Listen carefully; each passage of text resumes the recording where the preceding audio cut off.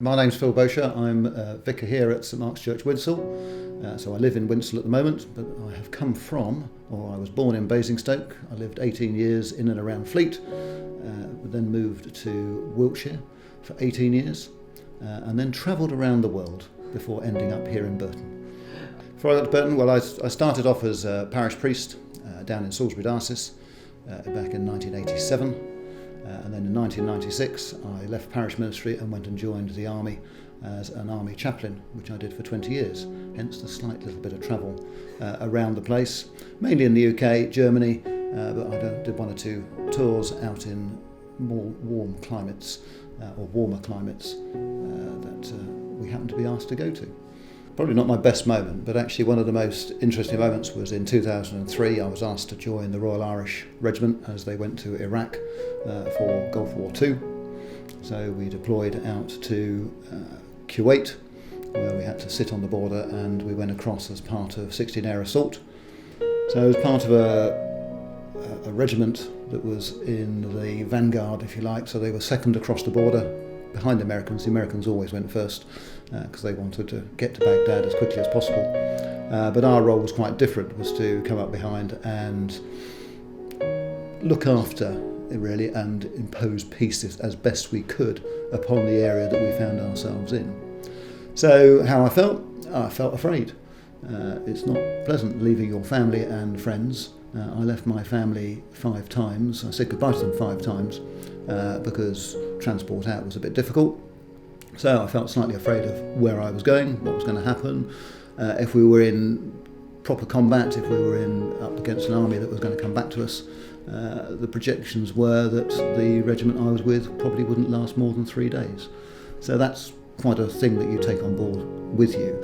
My role was to go as their parish priest. I was to be their pastor, their minister, their vicar, out there in the sand. So I wasn't there to further the aims of war. I was there to minister to my parish, who just happened to be a bunch of young boys and girls who had been asked by Her Majesty's government to go and do this task. So interesting times. We weren't out there very long, thankfully. But you have to remember the political state that was taking place at the time, so there was concerns for weapons of mass destruction. We know that now was not the case, but actually when you sat on the border looking to go forward, you don't know that. So you have to deal with that. It was interesting that the young boys and girls who were with us, some were afraid, some questioned what they were doing, but they also understood that it was good to have someone like myself there with them, to say prayers with them, to minister to them as and when they needed it. But also one of the other functions I did while I was out there was to bury the dead. And I buried Iraqi soldiers, 8 or 9 that we found in our area, and gave them the proper send-off that they deserved, so that actually my soldiers could see that we treat people fairly and well, that there is a humanity even within war. I'm the vicar here at St Mark's Church in Winshill. I have a second church, which is St Wistons in Bretby, that I look after as well. So I look after 2 parishes. The Church of England works on a parish basis, so geographically there's a boundary to my parish. So the 2 parishes form a larger boundary. So my roles and responsibilities is I have what we term in the church as the cure of souls. That's what the bishop says to me. It's his cure, but she asked me to help in that role of looking after all people, whether they are a faith of none, within my parish boundary. And so it was that same model I used in the army. Anyone in my regiment, they were part of my flock. Anyone in Winshill, anyone in Bretby, in effect, is part of my flock. And that brings responsibilities with it. So if someone comes to me and asks to be married and they live within the parish boundary, I'm obliged to marry them, as long as they fulfil the criteria. As long as there's no legal reason why they shouldn't marry, then we can marry them. Same with baptism, same with funerals, and the interment of ashes in the churchyard here, or burial at St Wistons in Bretby. So my roles and responsibilities are to all people of this geographical area. I have a worship community in both churches, so I have a congregation of regular members who come and do things, and then there are other sort of peripheral bits that I get involved in as well. I think historically, where the vicar was always a central figure and a pillar of society, what it does give me, wearing what I wear, this the dog collar and being the vicar, is it does give me access. People know who I am, know what I do. So there's no introduction into that. So when I was a parish priest in a rural community down in Wiltshire, if you moved into that village, it would take you 20, 30 years to be recognised as a local. As the vicar, that happened on day one. I was considered part of that community from day one. And so that's a great joy and a privilege, and it also comes with a responsibility. Do the disclaimer that none of the views mentioned in this interview are those necessarily of the Church of England. I suppose over the last 20 years the numbers will speak. So the surveys that have been done will say that numbers in coming to church on a regular basis are going down, and that's just a fact. And if you look at the latest surveys that have been done, they will say the number of people who declare themselves as Christian have gone down. But spirituality, so people are sort of not sure where to pin themselves. Spirituality is still there. So my opinion is that there is a seeking for something spiritual. So people not discounting that there is a God, but people are unsure and they want to explore the realms of that possibility. So numbers in church have gone down per se. The numbers here in the last few years have remained fairly static. There's a slight uplift, but that always happens when you get someone new turn up to a place. They like to come and see what the local person is doing, and that's fine. So numbers have gone up a little bit here, but not much. And some of them have come from other places, which so it's not a net gain in that sense. So young people, yeah, I think there's a demand for them to understand their place within the universe, and to seek some form of hook on which they can put that. So people would say they pray, but they're not quite sure what they pray to. People will meditate. They will do all kinds of things to try and still themselves. We talk a lot about well-being nowadays. We would talk about that as being prayer and meditation within the tradition that I come from. But we have to try and reach out to a community in different ways. It's not all about, the trouble is the measurement often is about bums on pews, and that's not on a Sunday. Society has changed. I've witnessed the rise of the rugby club, the football club, all the other things, and you go down to the shops on a Sunday morning and it's a family outing, it's family time. So the church is trying to compete with that family time, which just makes it a little bit more difficult. So we have to find other ways in which we can do that. One of the things we've done here is we've engaged with the two schools, two of the schools, which are Winsell Village Primary School and Tower View School, in doing things that we call experience. So we've done Experience Christmas, Experience Easter, and Experience Harvest, and Experience Passover. So they had to do the narrative behind it. And the teachers were saying actually how much they enjoyed just focusing on one bit of narrative. We can offer them 4 different experiences over a rolling 2-year pattern. So that means if you count up the number of children that we have come in through the year, and then they come here as well, they're invited in for end of term services, so Easter, Christmas. We do a Year 6 service for those leaving primary school, so that they can come in and think about, because in the school at Year 6 you tend to look back at your time in that primary school. We want them to look forward and think about what are their aims and their ambitions.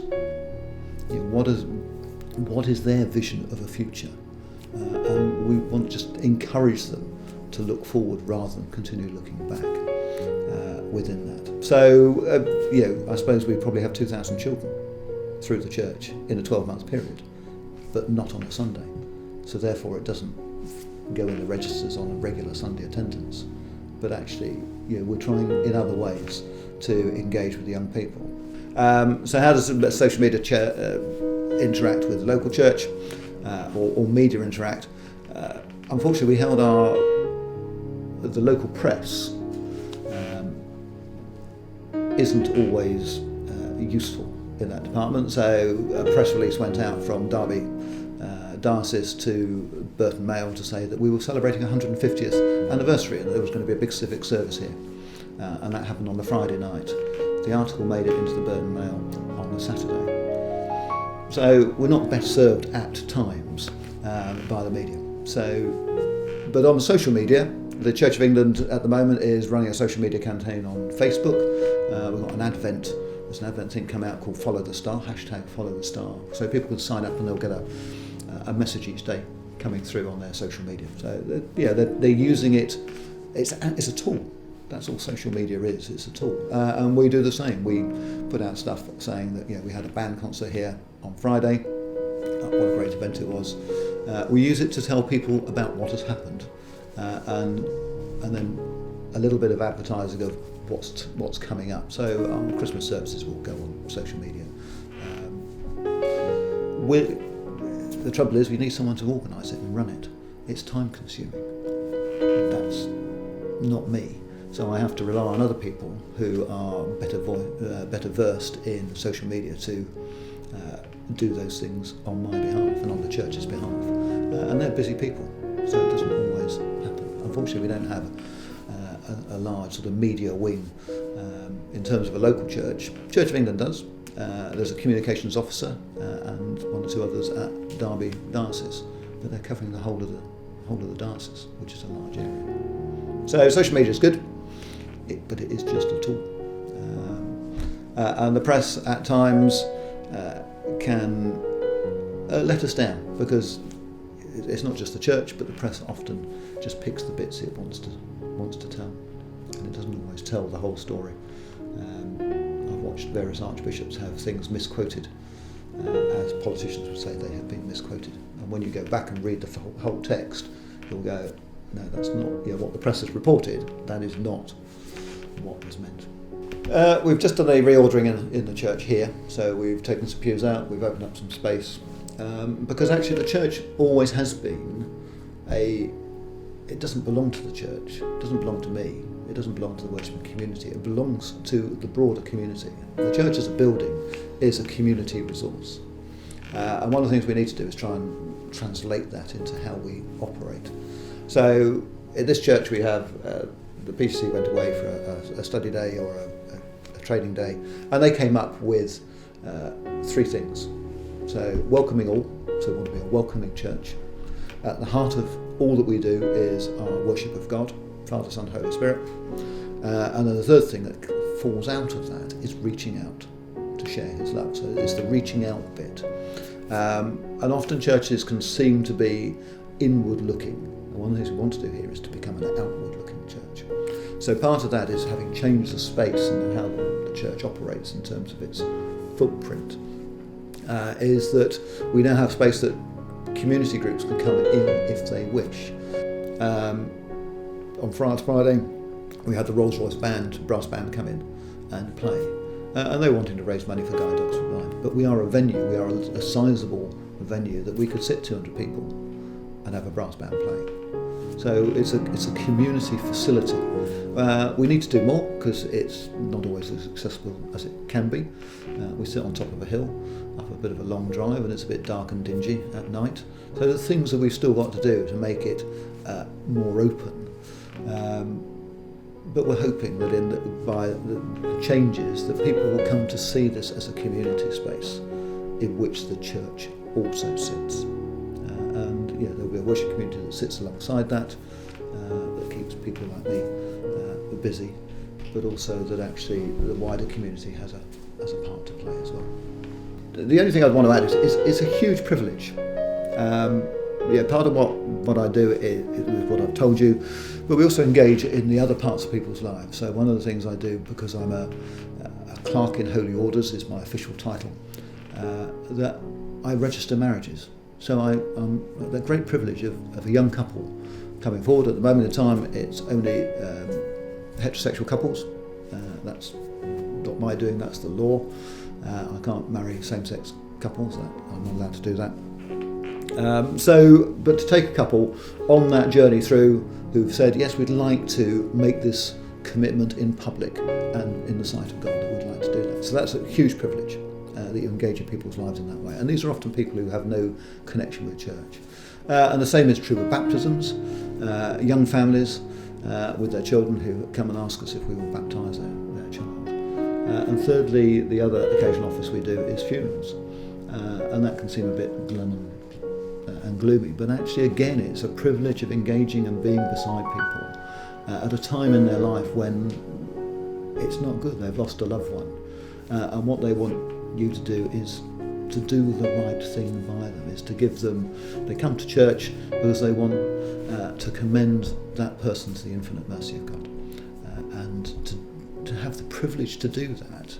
And that might sound a bit weird, but it is a real privilege to stand beside those people in those key moments, those life moments, life events.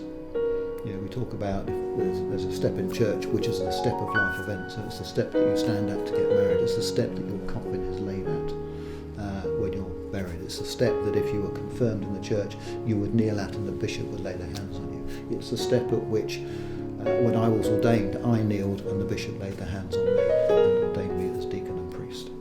So, yeah, we have this huge privilege, and it is that, and we need to cherish that ability. So I'm a lucky bloke.